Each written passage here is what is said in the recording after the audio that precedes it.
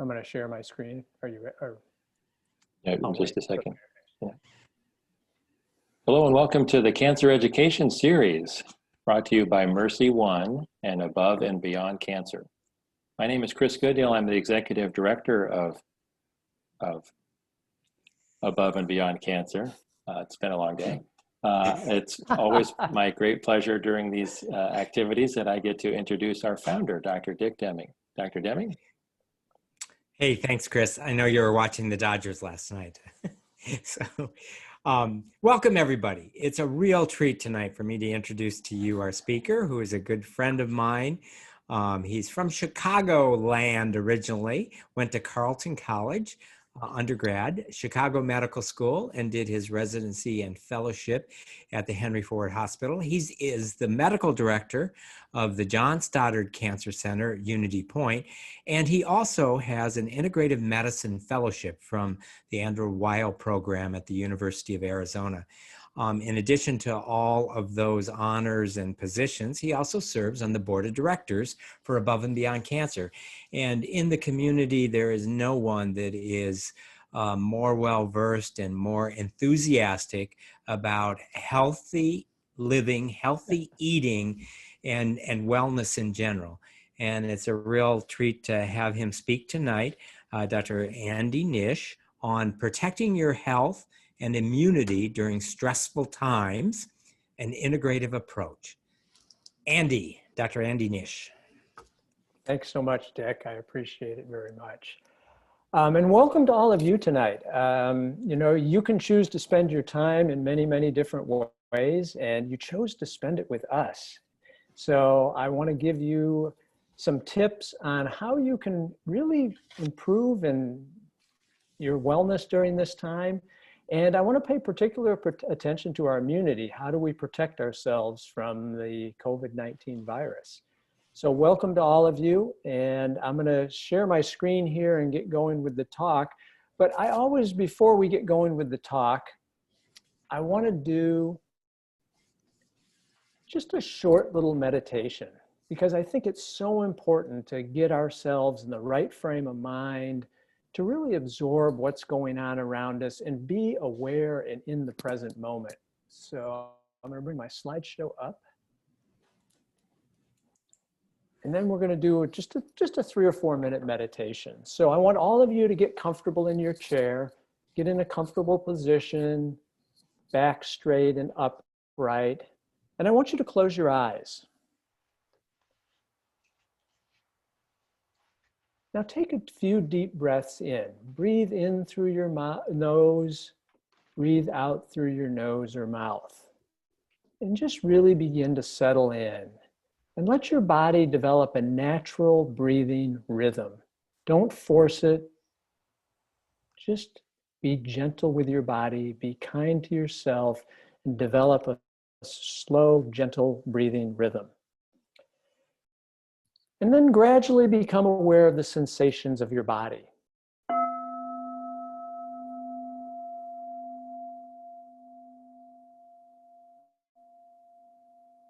Notice where you feel the breath. Do you feel it coming in through your nostrils, the tip of your nose? Do you feel it in your abdomen as your abdomen and chest rise and fall? Pay particular attention to the breath, focusing on how that breath feels as it moves in and out. Focus on the raw sensation of breathing.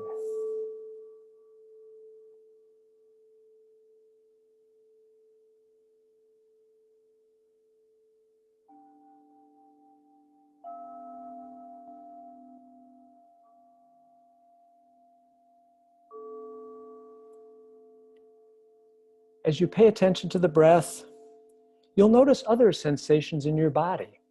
You'll notice thoughts. You'll notice other feelings. Take note of those, but then just thank them and let them go. And concentrate back on the breath. Focus on the breath.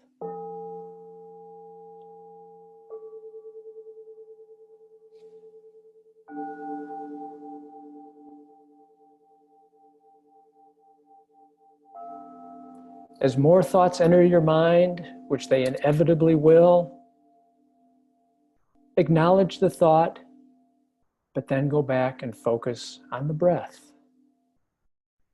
Breathing in through your nose, out through your nose or mouth. Not forcing the breath, but letting your body's natural rhythm take control.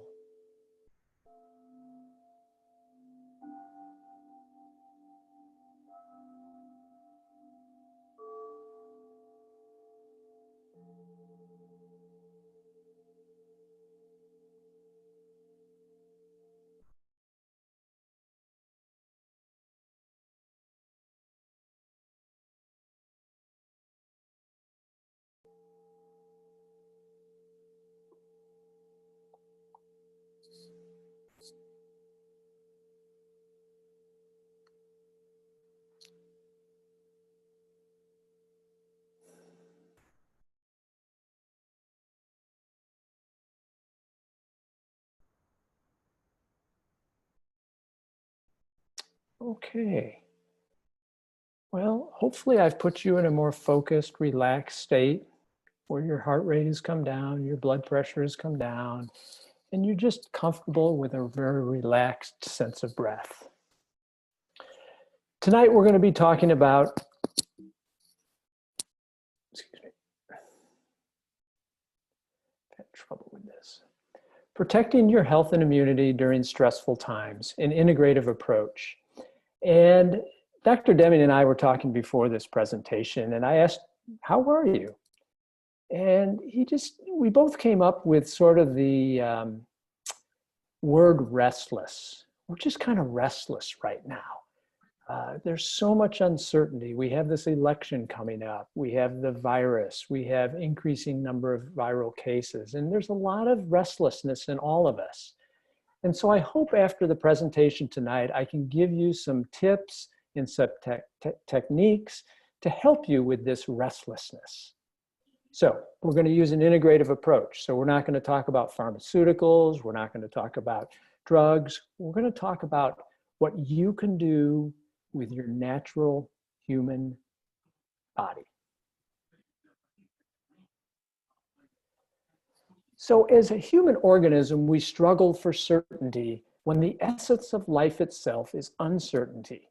And I think the last 9 months has highlighted this quite dramatically. We all know life is uncertain, but we as a human organism want to predict the future, right? We want to know what's going to happen tomorrow. And the reality is we don't know what's going to happen tomorrow. So you can see this conflict, this tension that's in all of us, wanting to predict the future and know what's going to happen, yet knowing the future is completely uncertain.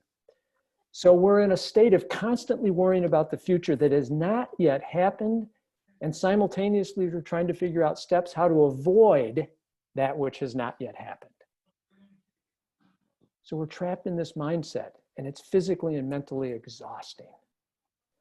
A really good, I don't know how many of you are sports fans, but if you watch the thing on the Chicago Bulls called The Last Dance, it was on ESPN and it was televised on Netflix. They interviewed Michael Jordan, and somebody asked him a question. Michael, do you ever worry about missing a shot? And Michael Jordan's answer was really profound. He said, why would I worry about missing something that I haven't even taken yet? And you know, his coach, Phil Jackson, was this Zen master, Buddhist meditator. And I think he really imparted that on his players, that you live and do in the present moment, and you don't worry about what's going to happen next. And that's where we get into trouble as humans. We're worried about the future tomorrow. We're ruminating about the past, and we're never living in the present moment. I see Deming is participating. So, is this a time of fear, or is this a time of opportunity? Almost all of us are living with some sense of fear. Fear of the virus, fear of the collapse of the economy, fear of the politicians, whatever it might be. But this is really a great opportunity to look at our deep-seated fears that we have about our own mortality. we can recognize that the virus is not causing those fears, but it's bringing those fears to the surface and accentuating those fears. It's accentuating those things in the human psyche that relate to our own existence. So this is an opportunity to appreciate what it is to be alive. We're all less busy, presumably. We all have more time at home.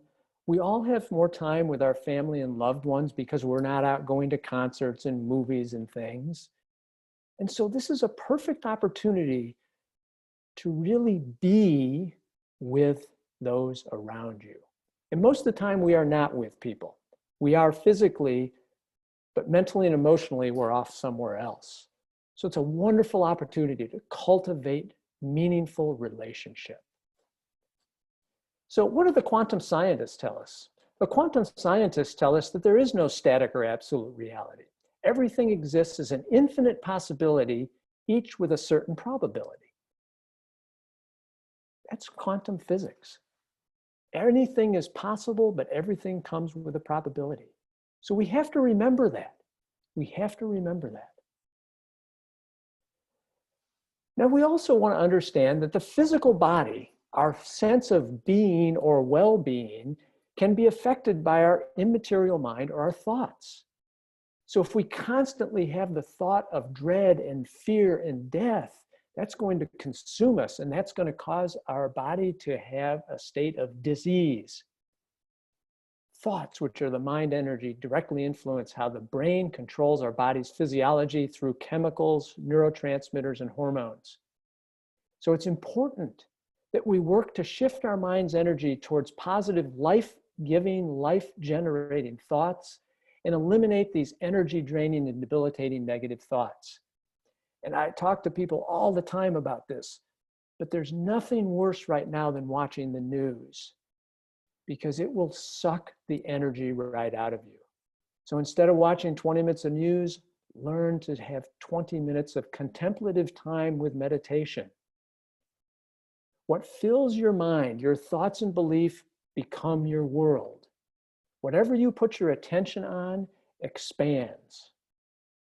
So you can put your attention on the negative rhetoric that we all encounter day to day and get caught up in that, or you can put your attention on the beauty that surrounds us every day, the physical beauty, the energetic beauty, the beauty of humankind. It's up to you. So the nature of life is uncertainty. How comfortable we are with uncertainty is the degree from which we experience freedom from that concern. When we can experience freedom, our physiology relaxes, our body becomes better. If our mind is in a constant state of fear, then our body has to follow suit. When we're in a constant state of fear, it's called the fight or flight reaction. And our body is flooded with chemicals that make us sick. We need to control these fictitious, illusionary views of the future that has not yet happened and live in the present moment, enjoy the beauty of every moment of every day. Jack Canfield, who wrote Chicken Soup for the Soul, writes, "Everything you want is on the other side of fear." And it's so true. We live in a fear-based society. Politics are fear-based. We got to get beyond fear in order to live our best life.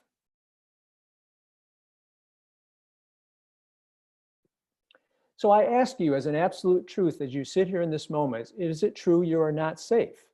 As a human organism, we want to feel safe. And when we don't feel safe, that's what generates stress in the fight or flight response. For most of us, we are not safe. I know that's a double negative, but it's done that on purpose. So how would you experience your mind, body, and emotional state in the absence of the concern that you are not safe?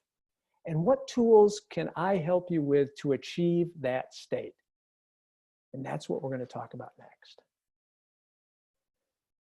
Tools for maintaining well-being and supporting your immune system. We're going to talk a lot about stress mitigation, and we're going to talk a little bit about the definition of stress.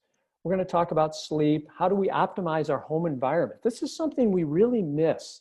when we talk about managing stress and managing work from home. What is your home environment, and how can you optimize that environment to improve your well-being? Talk about exercise and nutrition. And then another big one that I really want to touch on is, how do we maintain meaningful human relationships during this time? Stress mitigation. Stress happens when the mind resists what is, right? Stress happens when the mind resists what is. Think about that statement. And think about how we talk about, oh, I wish life was like it was last year. Oh, I wish so much that we could get back to normal. That's our mind resisting what is. And that's creating low-level stress in our bodies. Richard Lazarus defines stress as a particular relationship between the person and the environment that is appraised by the person as taxing or exceeding his or her resources and endangering his or her well-being. Now, you look at that definition, and what that definition does is it emphasizes the relationality and the critical role of appraisal and conscious choice with whether we're under stress or not. The meaning we bring to the transaction, the way we see it, and the way we hold it in awareness, our perspective as a whole can determine whether we label that as stressful or not. So every time we have an interaction, we can consciously control whether that interaction is stressful or not by the way we think. So if you can see a potentially, if you can see a potentially stressful event differently through a different lens, not the lens we were conditioned with, but a lens that we can learn to adapt to, then the same event which once seemed stressful may not be stressful at all. Most of the stress that we perceive is because of the way we were conditioned by past experiences. We have to change that subconscious belief. We have to change that way of thinking. So how do we do that? Well, one of the best and easiest ways is use the breath. Use the breath. As we did in the meditation at the beginning of this program, we used the breath to calm and make you feel present. By focusing on the breath, we can change your physiology from a state of vigilance, fight or flight, to a state of calm and relaxation. Why is it special? Well, it's the only body function that we can perform consciously as well as unconsciously. It can be completely voluntary, but it's also completely involuntary. Conscious breathing techniques can help lower your blood pressure, lower your heart rate, increase your blood flow, help with digestion, and bring a sense of calm to your brain and your body. There's many, many different breath techniques. There's, you can go on YouTube and look up Andrew Weil. He'll teach you the 4-7-8 breathing. It's as simple as counting breaths, breathing 1, 2, 3, 4 in, 1, 2, 3, 4 out. It's very simple. Now, one of the keys to breathing is you want to breathe through your nose. The inhalation should always be through your nose. This nose is not a passive organ. This nose actually has many physiologic functions. It warms the air, it filters the air, okay? It moistens the air. When you breathe through your nose, you're literally changing the physiology of your body as opposed to when you breathe through your mouth. So breathe through your nose. And you have to practice this. Most of us walk around in this sort of semi-vigilant state of stress, and we breathe rapidly and shallowly. So this is really about conscious breathing. Practice this every day. Mindfulness meditation. So this is a big one, and I'm going to spend a bit of time on this because it is can so profoundly change your life. So what is mindfulness meditation? John Kabat-Zinn, who developed the mindfulness-based stress reduction program, defines it as moment-to-moment, non-judgmental awareness or mindfulness. And meditation, excuse me, I gotta take a drink here. Meditation consists of two simultaneous processes. The first one is insight, paying attention to what is arising. And this is something we just don't do. We don't pay attention to the present moment. We don't know what's going on in front of us because we're worried about what we need to do next or what happened 10 minutes ago. So number one, we have to have insight by paying attention to what's arising in front of us or within us. And the other part is surrender, letting go of attachment to those arising thoughts. So we have a thought in our brain and immediately we want to react to it, write it down, act on it. Thoughts are simply thoughts. Most thoughts don't have any relationship to reality whatsoever. So let those thoughts, acknowledge the thought, and then let the thought go. They just disappear. Sam Harris, who has an app on the App Store called Waking Up, says mindfulness is about the quality of the mind, simply undistracted attention. Undistracted attention. And he also quotes, the quality of your day is entirely dependent on the quality of your mind. And think about that. Think about when you have a good day or a bad day. And really think about what made your day good and what made your day bad. And was it really the external forces that surround us, or was it how you thought about those external forces? Think about that. John Kabat-Zinn writes about 9 attitudes that can be cultivated in everyday life through the practice of meditation. And this is the essence of what we're trying to do. So let's talk about those. Number one, when you do mindfulness exercise or meditation, you want to come at it with a beginner's mind, seeing things always fresh and new. And this is a really difficult one. And I want you to think back of small children. I have a 2-year-old grandnephew, and he walks around and everything is new. Everything is unique. And he asks the question, why, how, what, etc., etc. Because he's seen everything is new, everything is interesting, and he has no preconception of what it means. But here's the problem. As we experience life over the years, it leaves little room for new possibilities because we are, quote, set in our ways. And those are programmed in when we're kids. In the mind of an expert, there are few possibilities because I know that this is right. But quantum physics tells us anything is possible, but it comes with a probability. For a beginner, there are infinite possibilities.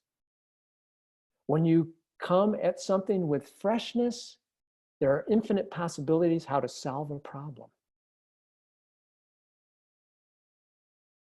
See everything with a beginner's mind. Non-judging. You know, this is a really hard one because we're humans and we have an opinion and judgment of just about anything and everything.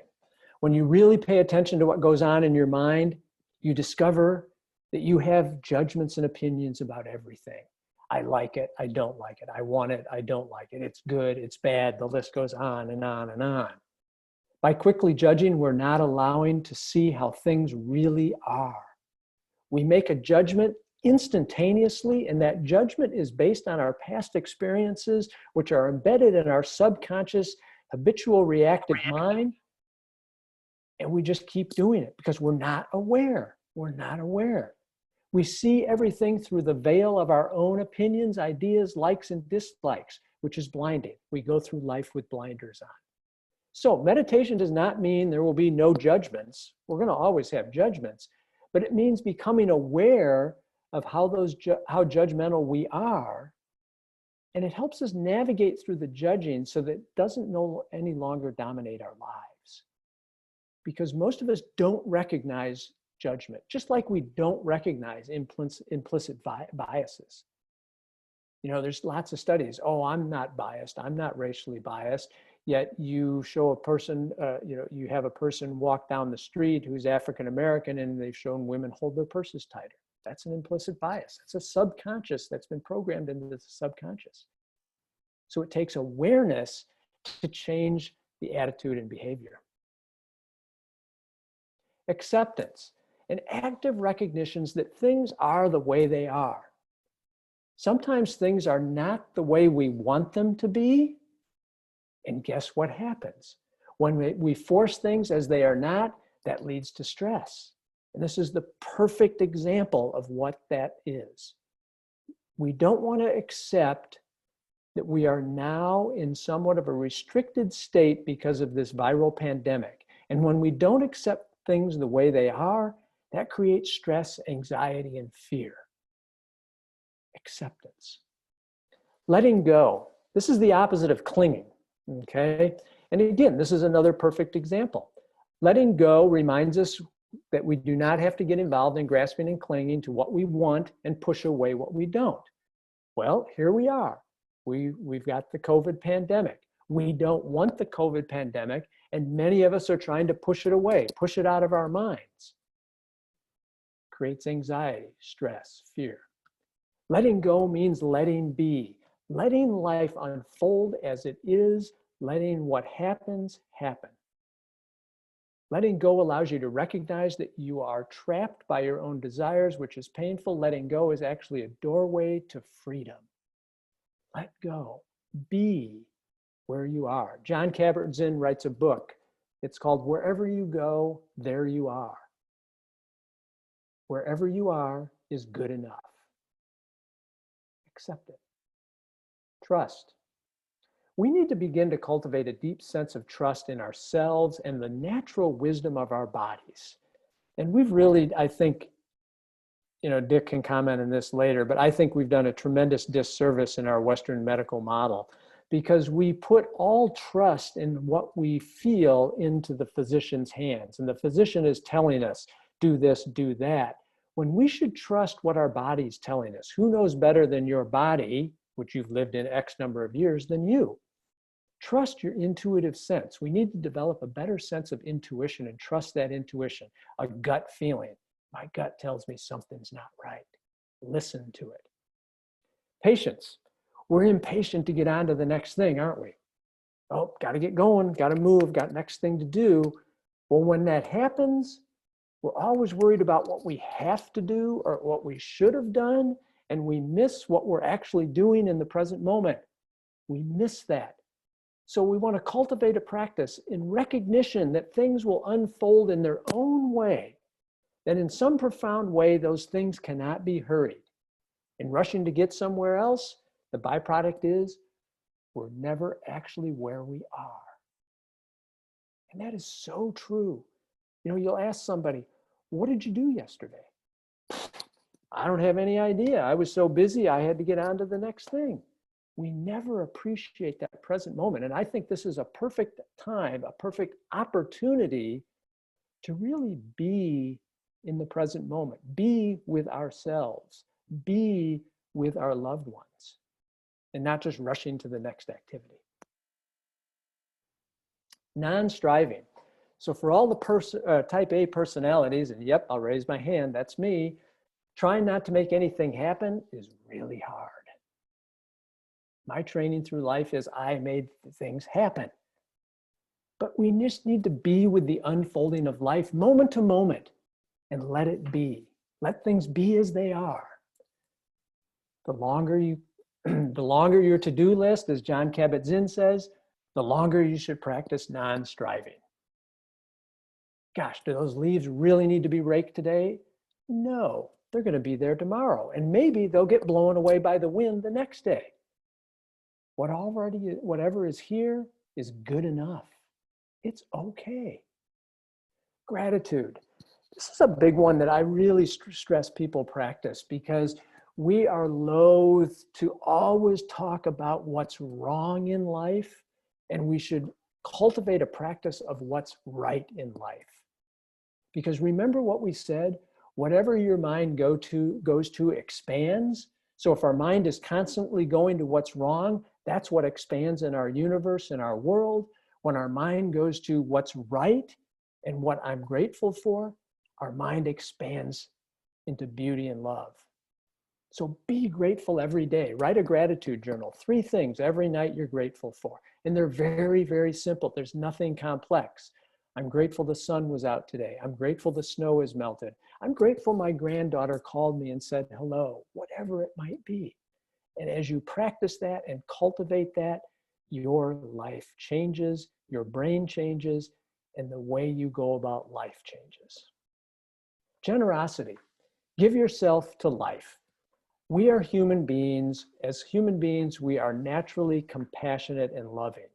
Give to other people what would make them happy or bring them joy. And that's one of the things I know Dick asks people, what brings joy to your life? Well, we can bring people joy. The COVID does not prevent us from helping people or bringing them joy. Simple acts of kindness, a phone call saying, I'm thinking about you and I'm worried about you. Are you okay? A simple wave to the person on the street, a simple smile. Think of walking down the street and someone smiling at you. How does that make you feel? We never incorporate that in our being because we just, oh, somebody smiled, big deal.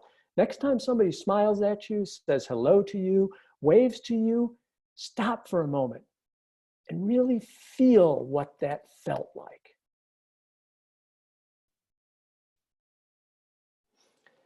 The real fruit of mindfulness practice is that our mind becomes more and more flexible and less a prisoner to the habitual ways of thinking. So we have this pre-programming into our subconscious of how we react in any given situation. Sometimes it's good, sometimes it's not so good. What mindfulness does, it makes us aware of how we're reacting, and it allows us to change that reaction. So we are able to place attention where we want it.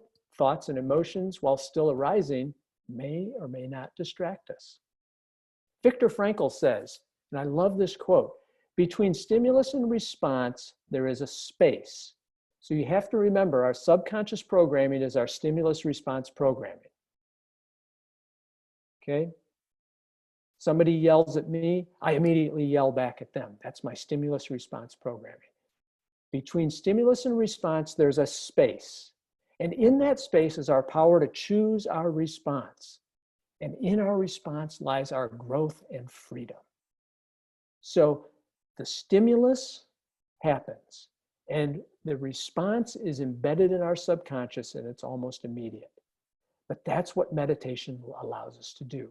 It allows us to expand that space so we can change the response to the stimulus that we've dealt with our entire life.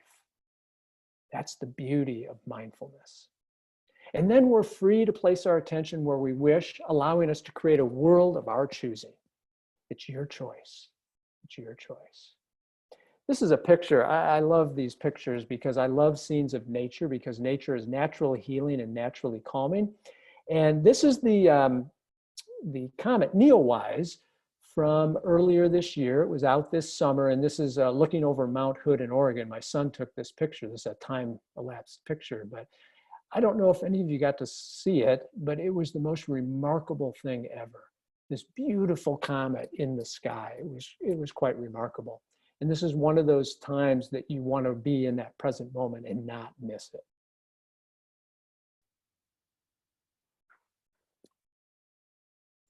I'm going to read just a quick poem here, a quick story.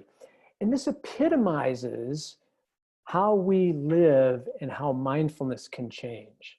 And this is called an autobiography in 5 short chapters. Chapter 1, I walk down the street. There is a deep hole in the sidewalk. I fall in. I'm lost. I'm helpless. It isn't my fault. It takes forever to find a way out. Chapter 2, I walk down the same street. There is a deep hole in the sidewalk. I pretend I don't see it. I fall in again. I can't believe I'm in the same place, but it isn't my fault. It still takes a long time to get out.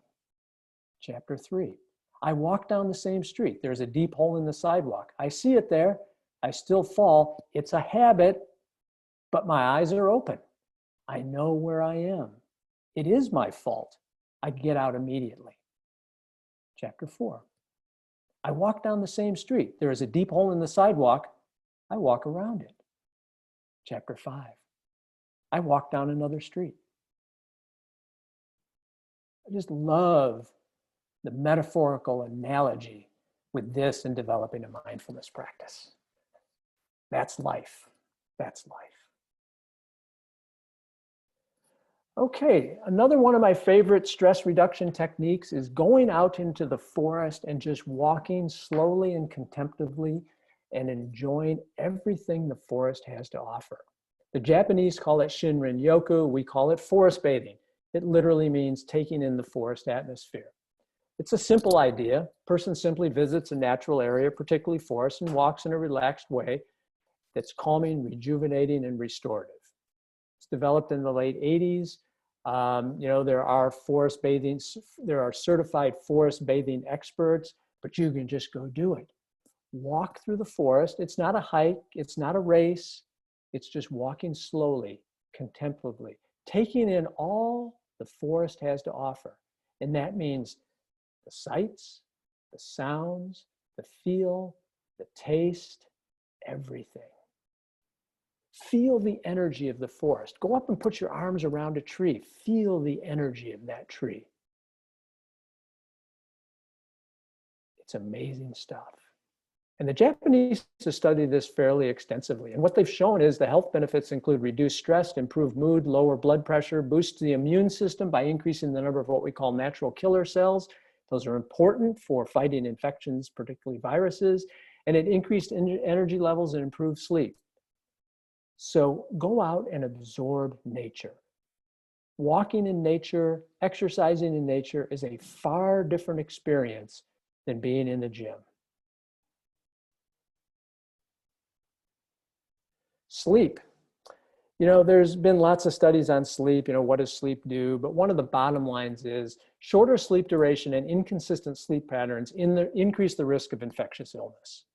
There was one study that showed getting less than 5 hours of sleep over 7 consecutive nights versus having 7 or more over the same time increased a person's risk of getting a cold by 350%. Sleep is incredibly important. So we need to sleep. We need to sleep for 7 to 9 hours. And what we're finding is we need to have the consistent sleep patterns. It's the consistency of sleep that may be more important than the actual duration. So you want to go to bed the same time every night and rise the same time every morning, whether it's Saturday, Sunday, Monday, Tuesday, Wednesday, Thursday, or Friday. It should be very, very consistent. Here's one that I think we miss a lot. We're all working more from home. We have children to deal with. We have husbands or wives to deal with. We have a chaotic, cluttered household because everybody's in it more.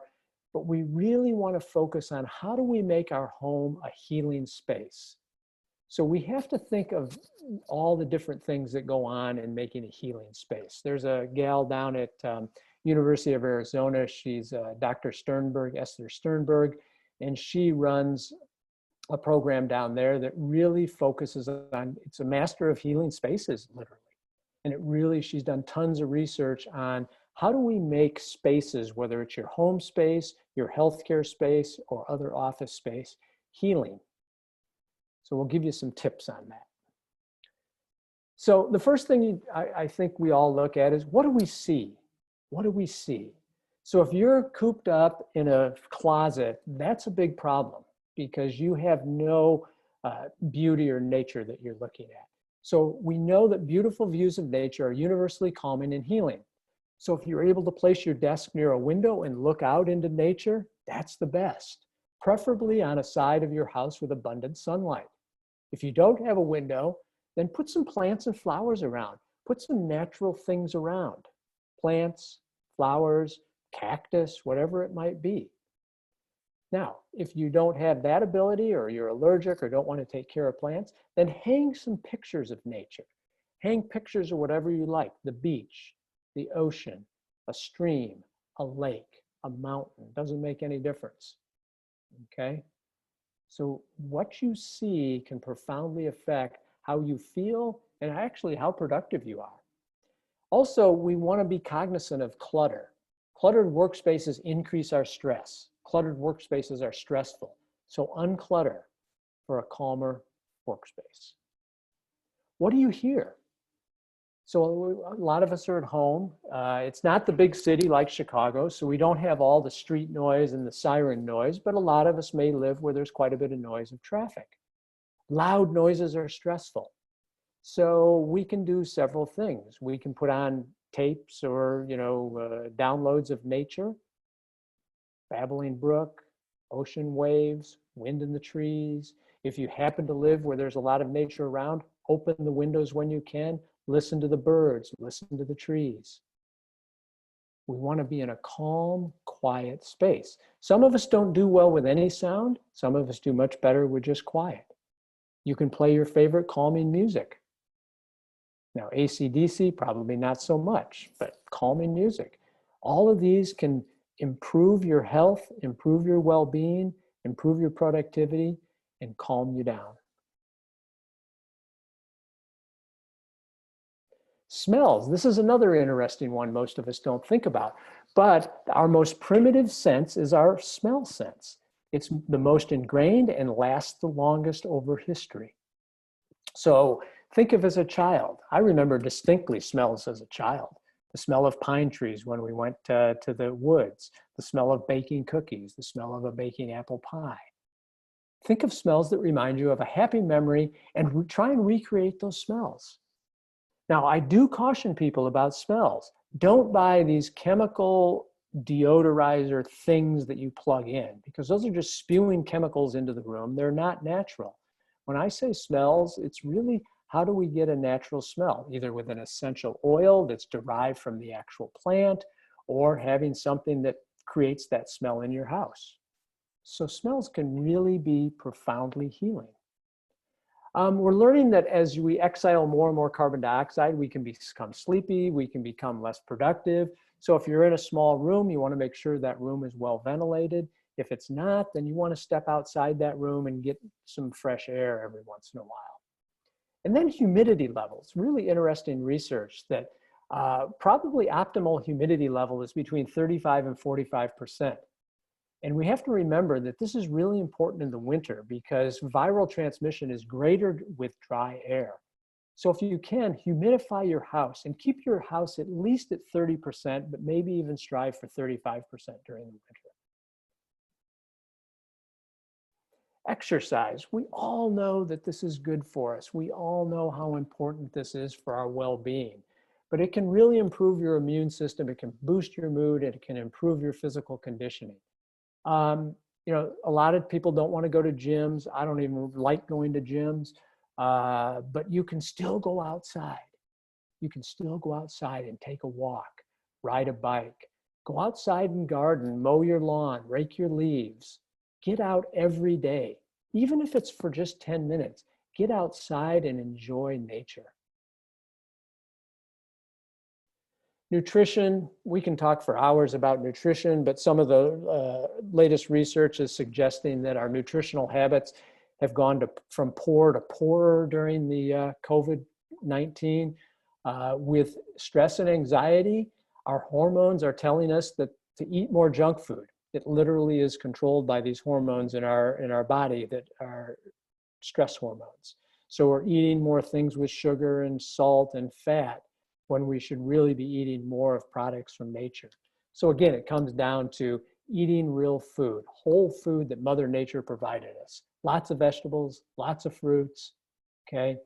Whole grains, beans, nuts, skip all the pies, skip all the processed foods.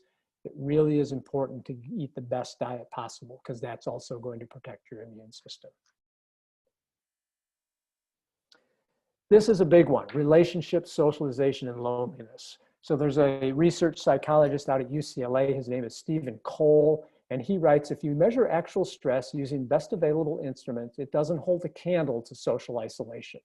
Social isolation is the best established, most robust social or psychological factor for disease out there. Nothing can compete. That's a strong statement, and that's his area of research. May or may not be true, but I think we are seeing this with the pandemic. Whether you see it personally or whether you read articles, people are struggling. People are struggling with their mental health because we are social creatures. We were born to be together. We were born to be in clans and tribes. And now our tribes are shrinking because we've been more physically isolated from one another.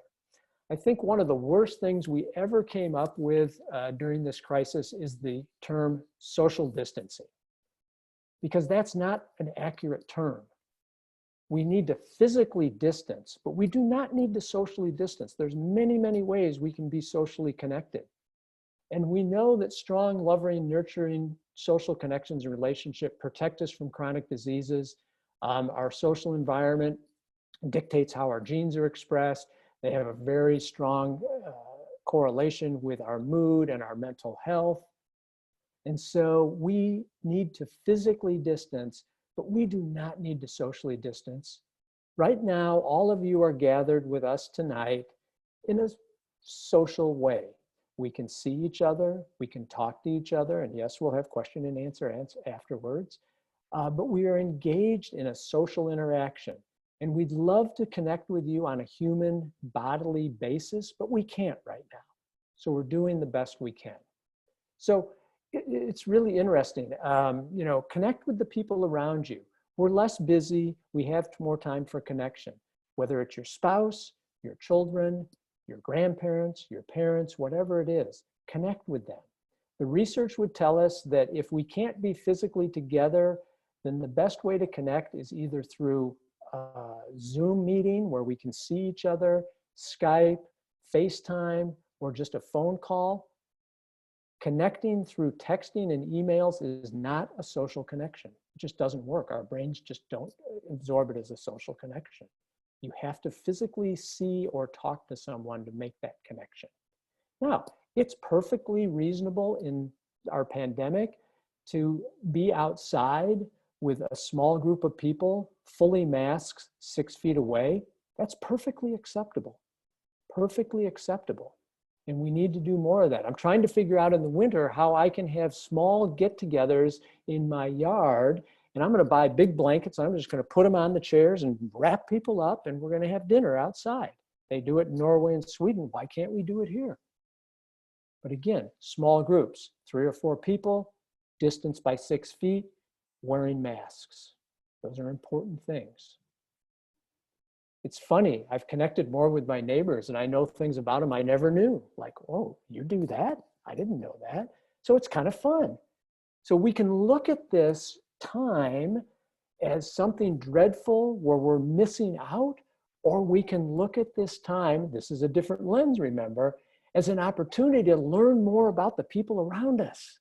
Isn't that cool? Isn't that cool? So just because we're socially distanced or physically distanced doesn't mean we're socially isolated. Remember that.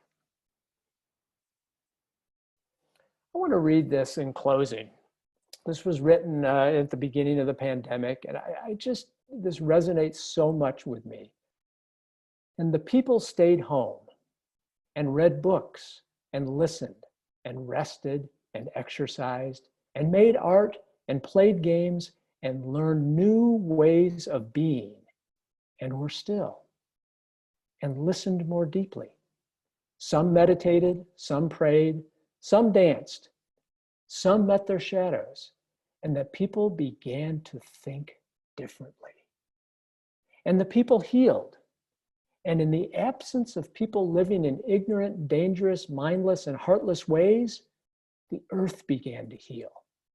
And when the danger passed and the people joined together again, they grieved their losses and made new choices and dreamed new images and created new ways to live and heal the earth fully as they had been healed. This is an opportunity to change the way we live, to change the way we think, and to begin to heal human relationships as well as the entire earth. So I thank you all for your attention. I thank you for being here and taking time out of your day to be with us. And I wish all of you peace, love, and joy and healing on whatever journey you're on. Thank you. Andy, that was great. Thank you so much. You know, words of wisdom, especially for these times we're living in. You know what I love the most is, obviously you're a medical doctor and you're an expert also in nutrition, but also on supplementation. But the talk tonight wasn't about how to go buy some supplements or what prescription to take to make you feel better. It's all things that we have right here at our fingertips, right here at our ability to breathe in and breathe out. And that we have at this very moment, everything we need for perfect joy right now. The question I have for you is maybe for those of us who really know the importance importance of meditation, but have not yet figured out how to develop that sustained practice. How can we get started? Like, is 5 minutes, setting aside 5 minutes, a good way of getting started? Or what are some tips for just getting started? Yeah, I think we have to, again, most of us are conditioned that meditation is this religious thing and that we have to sit around on a pillow with incense and a robe. And we've got to get that vision out of our minds, because meditation is not religious, it's non-secular. And we have to remove that vision, and we have to remove the idea that, oh, I've got to sit around for hours to do this. No, it's just as you said, Dick, it's about the intention to sit down with your mind for 1 minute, 2 minutes, 3 minutes, whatever it might be. And as you do, and as you reflect on what that did for you, you will then be able to improve and increase your time, whether it might be 5 minutes, 10 minutes, 20 minutes. I find, really, frankly, a lot of the meditation, so there's apps on the phone, and there's many, many meditation apps, but I find those very helpful. Almost all of them will have at least a 7 to 28 day introductory course. And usually the introductory courses are 5 to 10 minutes long. And so they can really, and people get this notion that, oh, I can't be a good meditator. There is no good or bad, okay? Again, we have this judgment, right? It's not good or bad, it just is. And one of the things we have to accept as we learn to be mindful is our minds are going to race. There's going to be thoughts, there's going to be intrusions, and you're going to go, I can't do this, I have too many thoughts. But remember, mindfulness is not about getting rid of your thoughts. It's about acknowledging that thought and then just letting the thought go and refocusing back on what we call meditation object, which is typically the breath. So we have to get people to understand there's not a right or wrong. It's not religious or not. It's not religious. It just is. And using an app can be very helpful. So here's the apps I'm familiar with. I use an app called Waking Up by Sam Harris. He has a 28-day introductory course. There's one called Calm. There's another one called Headspace. There's one called Insight Timer. But I find for beginners who may be uncomfortable, as present day human beings, we all seem to be uncomfortable with quiet and calm. And I think that's a barrier for people just sitting down and being with themselves. And I think the apps bring a little bit of comfort because someone's actually talking to you, guiding you through this. Now, as you move forward in a meditation practice, you may not need the app. You may be able to sit down with your thoughts and your focus by yourself. But it's about taking a practice and making it a habit. And in order to make it a habit, you have to find the time of day to do it. So one of the things that you could do, there's an interesting book that was just written by a guy over in England by the name of Chatterjee. And what I learned from him is, in order to make something a habit, you have to make it simple and you have to make it convenient. So I'm going to give you an example. If you go down in the morning and you start brewing coffee, and the coffee takes, let's say, 5 minutes to brew, what are you doing during that 5-minute time period? Nothing. Wandering around, waiting for the coffee to finish. Perfect opportunity to develop a habit of meditating during that 5 minutes. So we have to take these practices and turn them into habits, because whatever you do, whether it's meditation, whether it's learning to dance, whether it's learning to golf, you cannot become proficient without practice. And the more you practice, the more that meditation will benefit your life. So there's a gentleman up at University of Wisconsin by the name of Richie Davidson. And Richie Davidson has done functional MRI and MRI scans, brain scans of Tibetan meditators. And they literally have a different anatomy than we do as Westerners. They've literally changed the anatomy of their brain by lifelong meditation. So we have this concept in neuroscience called neuroplasticity. And neuroplasticity means the ability to change connections, neural connections within our brain. You have it till the day you die. And so what meditations does is it begins to change those neural connections so we become less reactive to situations and really more contemplative during those situations. So find 5 minutes that you can do every day and start out small. Because the most change we make in our life are small, consistent, incremental changes. And that's true of anything. So you want to start out small, but you want to be very consistent. Every day, spend those 5 minutes. That's my recommendation. Great, thanks. Hey, Chris, do we have any questions from the chat room? No, I don't see any at this moment, but if you do have a question, you can use on the bottom portion of your screen, just move your cursor down there, and there's both a question and answer and a chat, and we'd be glad to pass those along to Dr. Nish. Everything must have been crystal clear.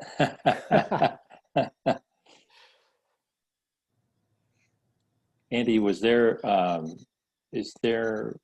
do you see this in your patients? You know, when you talk about these kinds of opportunities for them, do you see real change in their course of chemotherapy or their course of radiation therapy and the time that you see them? You know where we see the change is we see the change in how they view their chemotherapy or how they respond to the side effects of the chemotherapy and how they change their response to either the disappointments of cancer care or the elations of cancer care. So we kind of smooth out this emotional roller coaster they go on. You know, we don't have a lot of data looking at outcomes. Oh, if somebody meditates, do they do better long-term with their cancer care? I don't know the answer to that, but I can sure tell you we change their quality of life. So if you look at the Society of Interventional Oncology and you look at the ASCO, which is the big medical oncology society, you look at meditation, it gets a grade A recommendation for mood and depression. So it works very well for mood and depression. It works very well for improving anxiety and quality of life. And those are the keys. So we go, you know, we have all these people on this journey through their cancer care. And what this meditation and what some of these integrative therapies do is they improve that person's journey by improving their quality of life, improving the impression of themselves and those around them. That's really the goal. Now, we don't have the long-term data to say if you do all these things, you're going to live longer. I believe we will have that someday, because if we're reducing stress hormones and we're reducing anxiety and we're making people feel better, I think that the outcomes are going to be better. But it really is about making them have their best life possible. As my daughter says with her 2-year-olds that she takes care of, best life, best life. And that's what we all want, best life. Amen, brother. Andy, thank you so much. This has been really great and timely, and I'm going to be out in nature as much as I can this weekend. Absolutely. I was going to say, you're not here because it's dark here. Are you on the West Coast? No, I'm in Des Moines, Iowa. Beautiful Des Moines, Iowa, yes. No, you're not. Yeah, I am. Yeah, these are street lights that are coming through. Oh, okay. It looked like there were like blue sky and mountains in the background. Oh, okay. No, all right. But anyway, Andy, thanks so much. Really, really great talk. It was great. And for those of you who want to spread the news to people who couldn't be here tonight, this will be living on our YouTube channel. And I'll leave it up to Chris to tell you what's the name of our YouTube channel. Yeah, you just need to go to YouTube and type in Above and Beyond Cancer, and it will take you right to it. Excellent. Great. All right. Well, it's my pleasure to be here. And it's always great to work with Dick and Chris. And it brings me joy. Yeah, really insightful. So thank you. Have a great night, everybody. All right. Bye. Thanks, Andy. Best life.